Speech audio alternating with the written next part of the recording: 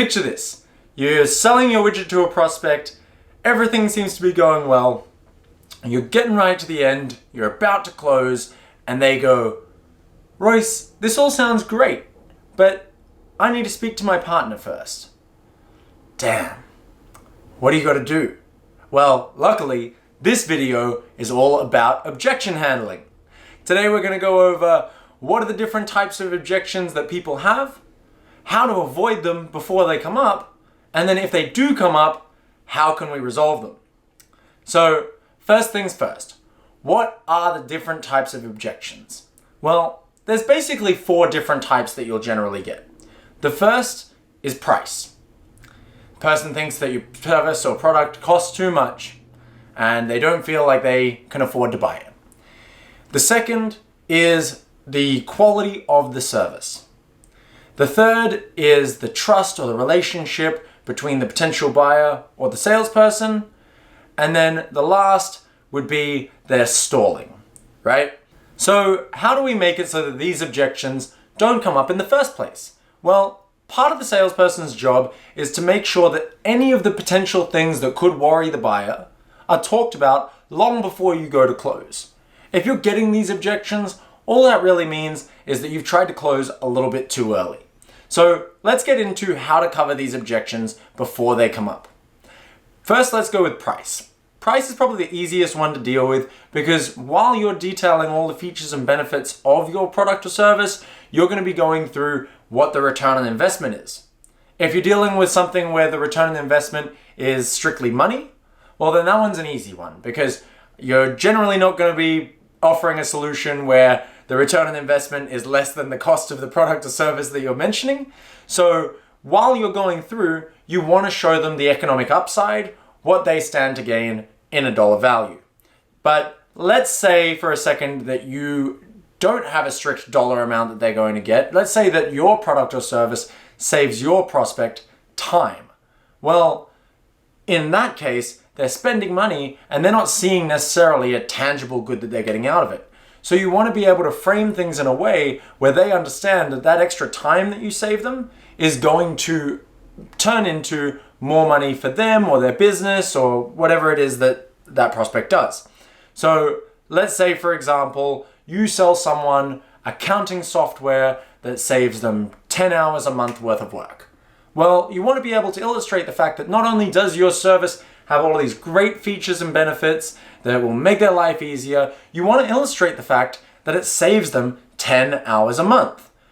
They will be able to then understand, okay, well, with those 10 hours, that means that I'm going to be able to use that for more revenue generating activities, which will mean that I'll make more money out of it in the long term. And you may even want to explain that to them. Say, with our service, you'll be able to save an extra 10 hours a month, which can then be purposed to revenue generating activities.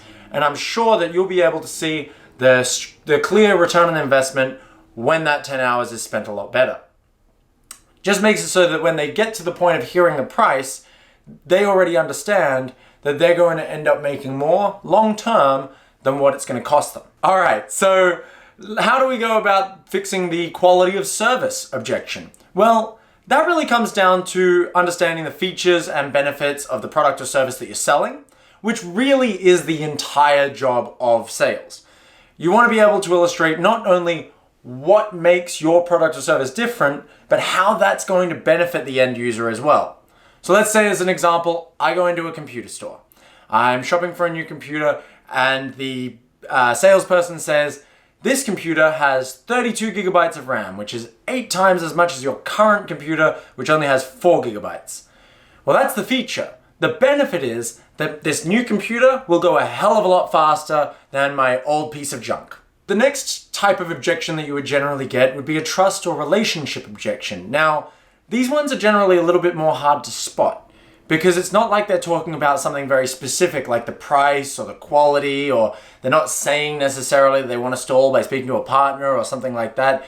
You'll generally see a relationship objection coming up when they say something along the lines of, how do I know this is going to work? Or what sort of guarantee is there? When people are saying that, what that means is they don't trust you enough to take your word for it that this is going to work, okay? And that really needs to be dealt with long before you even start pitching a product. You want to show that you are the type of person that they can trust and deal with. Once again, we've made a full video on relationship selling, and I will link to that in the end. But this is fairly simple. Show up on time, understand their industry, don't ask stupid questions, make it so that they can see that you're an expert, you're a professional, you're someone that they could trust before you start going into your product or service that you're trying to sell.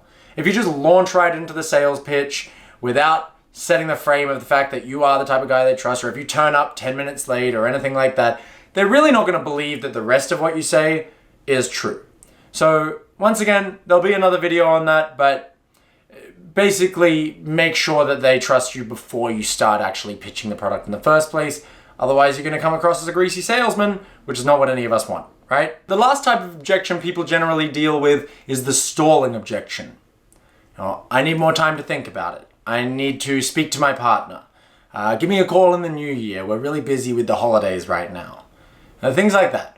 All this means is that the potential buyer doesn't feel like what you're selling is urgent.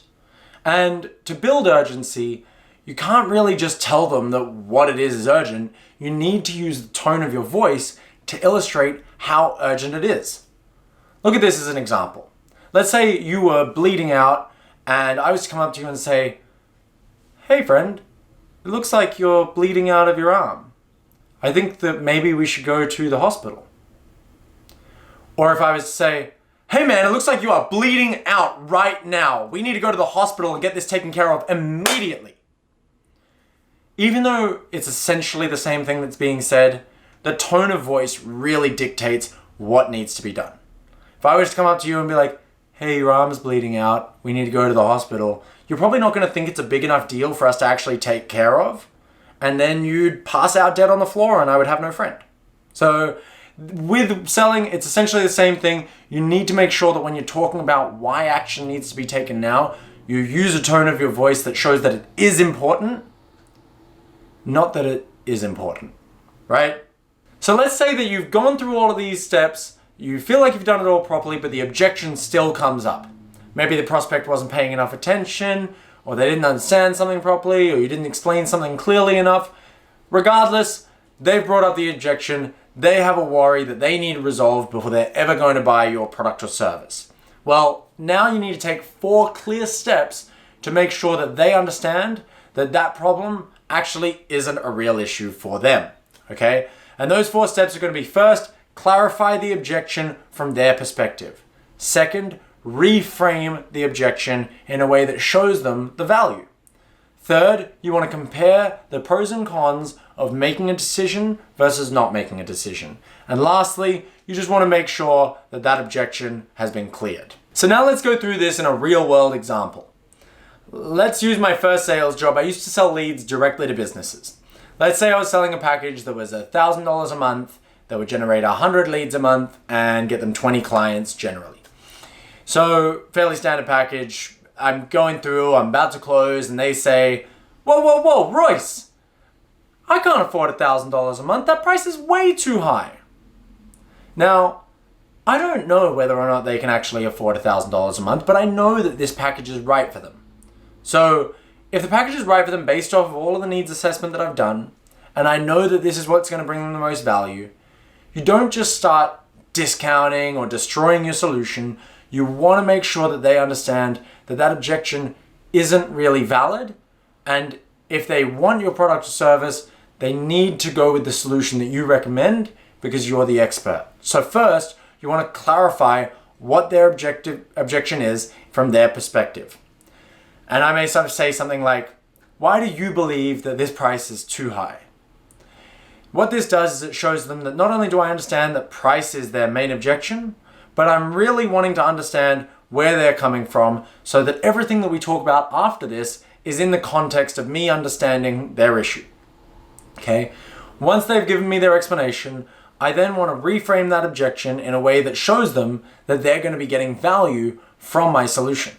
So I may say something like, "As we discussed, Mr. Prospect, this $1,000 a month package is there to generate you 20 extra clients a month from the 100 leads that you're buying.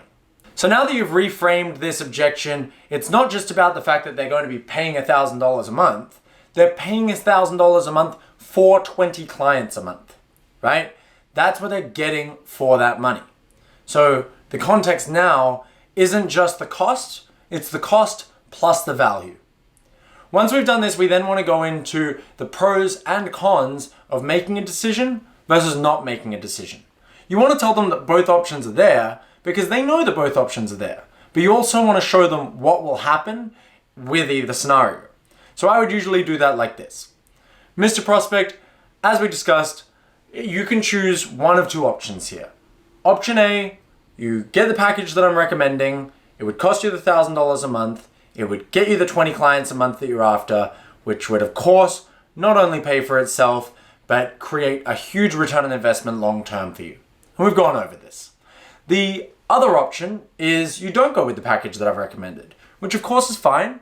It'll save you the $1,000 a month, but you are going to need to find another way to get those 20 clients a month, right? So now they understand, of course, they can save their $1,000, which is totally okay, but unless they know of another way to get 20 clients a month without spending that $1,000, then they're going to have to go with your decision if they want those 20 clients. If they know of a better way to get those 20 clients without spending that $1,000, then they're not right for you anyway. And this is probably a good time for you guys to figure that out. So this brings us to the last part of this. Once you've done those first 3 steps, you now want to make sure that that objection is no longer there. So you generally want to say something like, so with the 20 clients a month that you'd be likely to get and the $1,000 a month that you'd be paying, does that price sound like it would actually work for you?